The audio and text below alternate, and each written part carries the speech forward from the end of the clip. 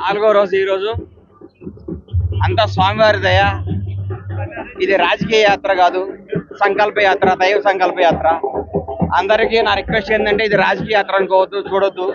దేవుడి కోసం నేను ఒక మొక్కు కోసం తెచ్చుకున్న యాత్ర ఇది. థ్యాంక్ యూ అన్న. మొత్తంగా నిత్యం బిజీ ఉండే మీరు పాదయాత్రలో ఎలాంటి అనుభవాలు ఎదురవుతున్నాయి? రెగ్యులర్ గా ఎన్ని కిలోమీటర్లు నడుస్తున్నారు? ఈ రోజుకి 25 కిలోమీటర్లు నడుస్తున్నాం. ఈ రోజు 4వ రోజు. ఈ రోజు 100 కిలోమీటర్లు అయిపోతుంది. స్వామివారి దయ, అంత మంది ఏం లేదంతా స్వామివారి ఏం చెప్తే జరుగుతుంది. మొత్తంగా ఇంకా ఎన్ని రోజులు కంప్లీట్ కావచ్చు? మొత్తంగా మీ అభిమానులు కూడా మీకు తరలి వచ్చి మీకు స్వాగతం పలుకుతున్నారు, ఎట్లా అనిపిస్తుంది? ఫిబ్రవరి 10వ తారీఖు అవుతుంది అనుకుంటున్నాం. ఫిబ్రవరి 10th కంప్లీట్ అవుతుంది అనుకుంటున్నాం.